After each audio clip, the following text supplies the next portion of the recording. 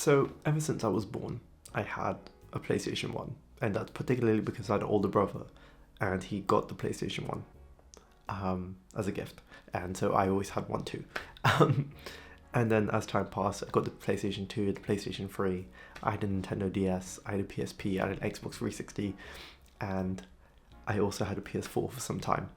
And I used to spend a lot of my free time playing games, and honestly, I think games taught me a lot about storytelling. They taught me a lot about, I guess, just English as well, just learning how to speak and articulate. I think I learned a lot of that from just playing games because that was my, I guess, biggest form of media growing up. More so than television, more so than reading books. I ingested way more games than anything else. And as I grew older, a little bit, as I guess, matured and I hit about the age of 15, 16, I started to wean off. I joined the gym. I became a bit more sociable. Just started hanging out with people more in real life. And as you do, I guess my interest in games started to fade. And although I didn't miss it at the time, I slowly did go down the rabbit hole of self-help and productivity and personal development. And in that realm, in that universe, if you're deep into it, you can't really justify playing games. It's like, why would you do something for enjoyment that doesn't have any sort of return on your time, in terms of like productivity and how it, I guess, influences your long-term goals and that sort of stuff. Like it's a good ecosystem from time to time, but if you're too far deep into it, things like playing games, honestly, they would stress me out. Like if I tried to play games for more than like 45 minutes, an hour, I was like, what am I doing? What am I doing with my life? This is not worth it. And that is a very, I guess, toxic trait that I think I had, and a very toxic attitude I had towards playing games. And a lot of times I would just feel guilty. Like if I played games for like an hour or 2 hours between the ages of like 16 and the next decade that came after it, I would just feel guilty, like I just wasted my life. And yeah, it wasn't a healthy relationship I had with games, if I'm being honest. But fast forward to, I guess, the beginning of this year, I did something that I've been wanting to do since I was in those years of my peak gaming life. I wanted to build a PC. I wanted to build a gaming PC, all those years ago. And this year, I didn't set out to build a gaming PC. I set out to build a very powerful computer. And everyone knows if you have a powerful computer, it can play games. And so that's kind of what I had created. And it's right behind me. I don't know if this little box here. I guess. Can't really see it. Maybe the lights will turn off if I turn it on. But I'm not going to turn it on because I think the fans will cause a lot of noise. Anyway. And yeah, so I built a PC. And there was a Steam sale on the week that I had built it. And because of the Steam sale, I ended up buying quite a few games. And I began to indulge in I guess, something that I hadn't done in a very long time, and that was just play games in my spare time.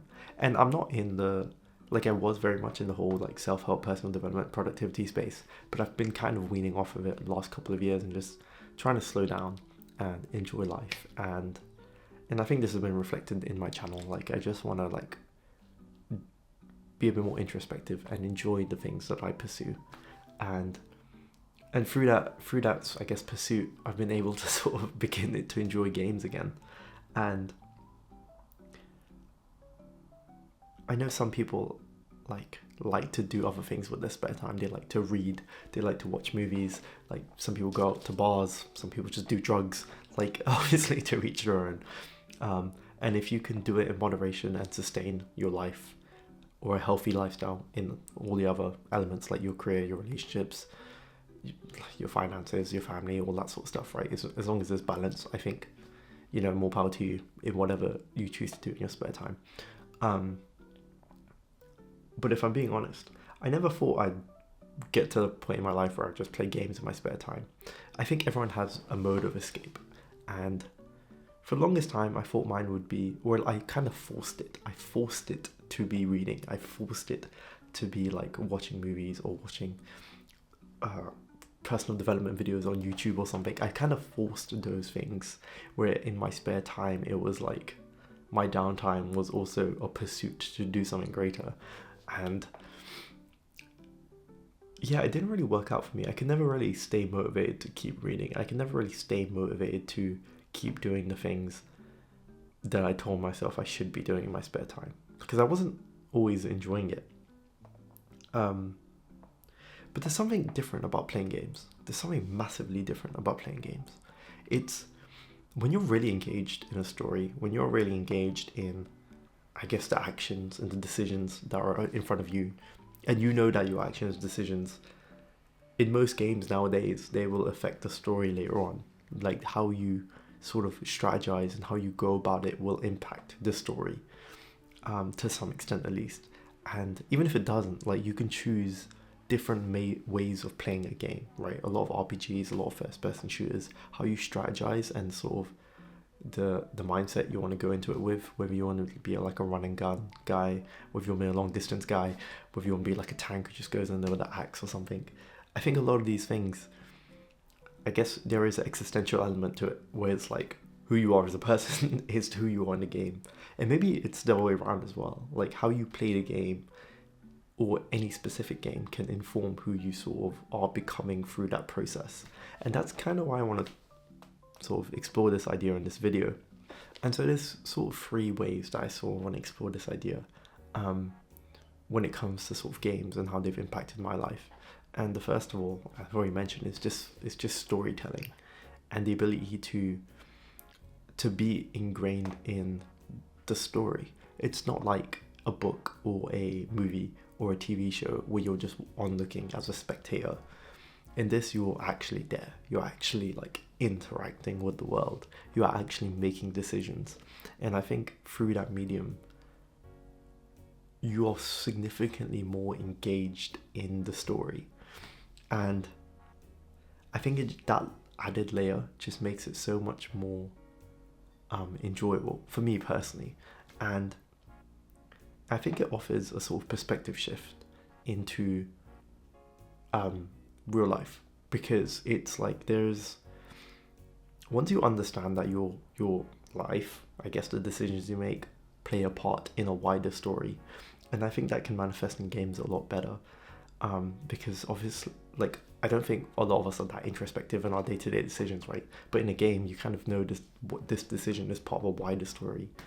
This is kind of how it's affected me, because I kind of have begun to think that, like, this story of my life kind of thing, I'm starting to be a bit more, I guess, cognizant of my decisions. Not in a stressful way, but more in like an enjoyable way. Like, I'm trying to like carve a story here, so let's make it a good story to carve.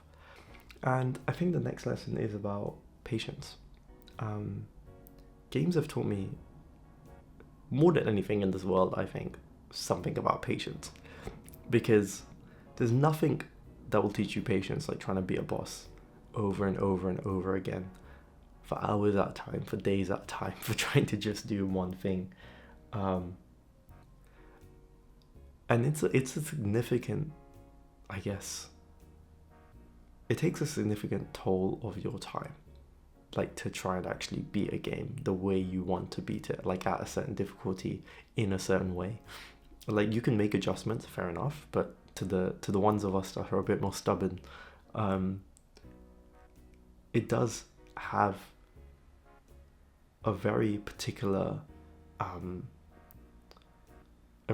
strain on our patience. And I say that as a good thing, because it sort of teaches us that you can't just go in all guns a-blazing and achieve the things that you want to achieve. Sometimes you can, but oftentimes you can't. Like, in some games, if you want to like upgrade your weapons or build a bigger house or something along those lines, you kind of have to work for it. Like, you have to save your gold and sort of manage as you would in real life. And that's a really interesting take, because it's about how the game sort of reflects real life as well. And I think games have also taught me a bit about patience, and that you can't just have something you want immediately, right? You have to work for it. You have to grind. You have to hustle. And I'm not trying to reflect this on like the personal development space, but more so that you have an end goal and you do what you need to do to get to it. And that is the case with most things. There is no workaround. You can use cheat codes, fine. I don't know what the cheat codes would be in real life, but assuming you don't want to do that, you kind of just have to work. You kind of just have to put in the time, and eventually you get to where you want to be. And that's pretty much how life is a lot of the time as well.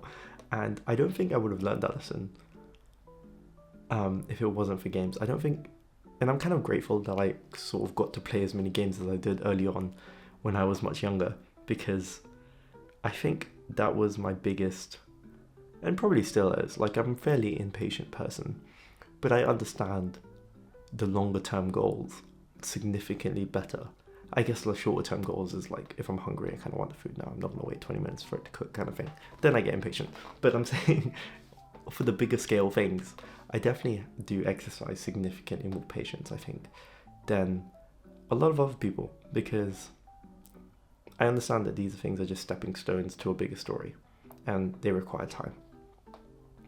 And so this third point is, I guess, a bit of a stretch for me to sort of articulate. And I probably haven't phrased it the best way possible, but this sort of concept is, I guess, like greatness, or a glimpse at greatness and what it takes to be great and to have a great story. And I say this because like a lot of games are quite inspirational. Like if you play stuff like Skyrim, like Mass Effect, even Stardew Valley, like if you're trying to get really good at this game and you're trying to like maximize and optimize, you have to make very strategic investments. You have to be very particular about your skill sets. You have to be very particular about the choices you make and decisions you make and how you invest your time. And that reflects real life. If you can sort of master the rules, the law, and the sort of laws, the law and the laws of the ecosystem when it comes to a game, and you have an understanding of that, you're going to do significantly better. And I think it's very similar in a real life situation. I'm not saying you can like gamify your entire life, but you can compartmentalize, right? Like in your job, if you can find the things that work and the things that don't work very soon, you have to find the people that like you can get help from and the people you can't get help from. And if you can do that quicker and you can sort of capitalize on that quicker, you will eventually get to greater heights sooner. And I think it just boils down to that, like being able to master the challenges that are set before you and understanding what it takes to do that. And the more you do that and the better you get at it, the sort of, that is the glimpse of greatness that I'm trying to sort of instill. It's like, I can't think of an analogy. Doesn't matter. But in essence, games definitely do give you a sense of like main character energy. They tell you what main character energy is, because I don't think there is another format that can sort of educate you on main character energy than a game, because you are the person. You are the person doing those things. You are wielding all the sort of utensils and equipment that you have in that environment, and you're utilizing them as best as you can. And that is what main character energy is all about. And it's essentially a tale that tells you what it takes to become great. And that's essentially why I like video games so much. And yeah, that's sort of my reflections on video games. It's to essentially know what it takes, and how to contribute towards the bigger story, to have patience, and knowing that in this process of creating a story for ourselves, in this sort of patience that we practice, we are ultimately trying to live great lives. And that's my take on, I guess, my last 6 months of just playing games and how I've been enjoying the experience. So thank you for watching, and I'll see you guys next time.